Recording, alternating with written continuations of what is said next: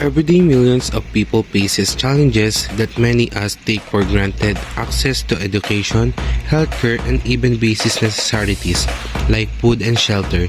In this video, we'll shine a light on this life of the underprivileged, share their story, and explore ways we can come together to make a difference.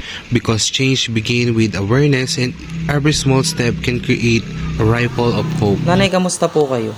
Okay lang naman kahit mahirap ang buhay. Ilan po yung miyembro ng pamilya niyo? Kumbaga sa mga anak. Opo. Yung anak ko 5, saka yung mister ko.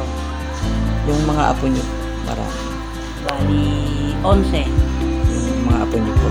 So, madami po pala kayong, parang medyo madami po pala kayong miyembro sa pamilya niyo. Okay po. Ano po ang trabaho o pinagkakakitaan niyo ngayon?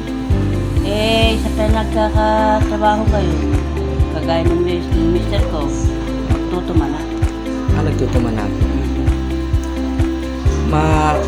Kamusta naman po kamusta naman po yung yung kinikita ng asawa niyo? Sa ngayon, wala kami kinikita at nalugi. Puro lugi yun. Ganun po ba? Pero po, sapat naman po yung kinikita ng asawa niyo sa araw-araw na gastusin niyo. Sapat na yun. Sapat naman po. Ano po ang pinakamalaking problema na inyong naranasan? Yung masira lahat yung mga tanim ng bagyo. Doon nga po kayo nalugi.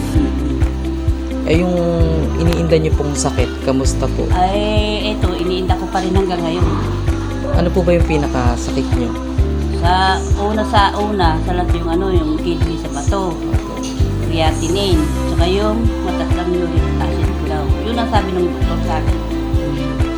Medyo, kamusta naman po yung karamdaman niyo? Kung hirap po ba kayo or... Nahihirapan talaga ako, lalo sa pagkikilos.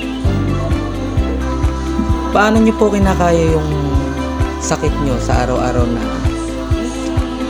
Iniisip ko na lang na yan naman kang Panginoon para gumagawa. Kumbaga po, iniisip niyo po, andyan naman po yung pamilya niyo. Oo, na ito pa yun. anytime pwede po kayong tulungan, anytime andyan po sa likod niyo para po tulungan kayo. Una-una sa lahat, Panginoon. Opo, una-una po talaga sa lahat. Yung Panginoon po na lagi lang po magpe-pray, magdadasal. Sa isang araw po, ilang beses po kayong kumakain sa isang araw? Kahit pa paano, kumakain naman may 3 beses. Sa isang araw. Oo. Pag po medyo naka-ano ni asawa niyo. Sige. Oo naman kami. Tutulungan na po. Yun po mas maganda yung magtutulungan po talaga. Oo. Nay, kumusta po kayo? Okay naman po. Ilan taon na po kayo? 54. Sa 27.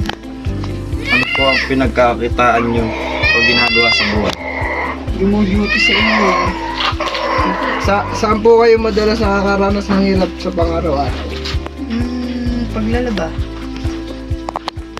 Paano po kinakaya ng pamilya nyo ang gustusin araw-araw? Kumbaga naghihiram ng pera muna. Para may panggastos.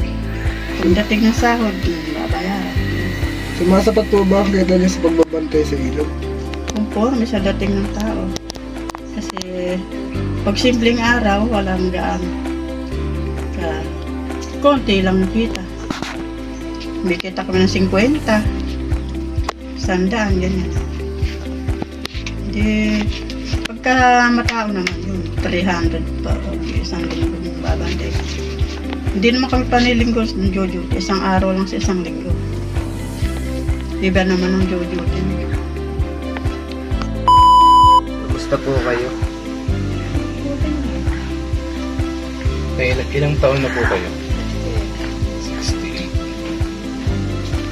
Ano po yung pinagkakakitaan o ginagawa sa buhay?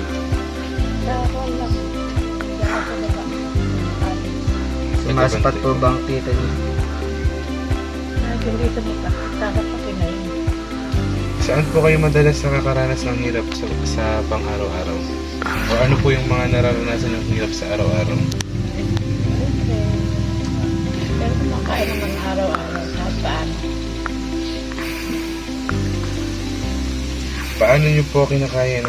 Paano po kinakaya ng pamilya niyo yung gastusin sa araw-araw? Siyempre, important to pay. Hindi ka nagtipid, kakain ka ngayon, mamaya hindi, wala na. Kailangan magtipid talaga.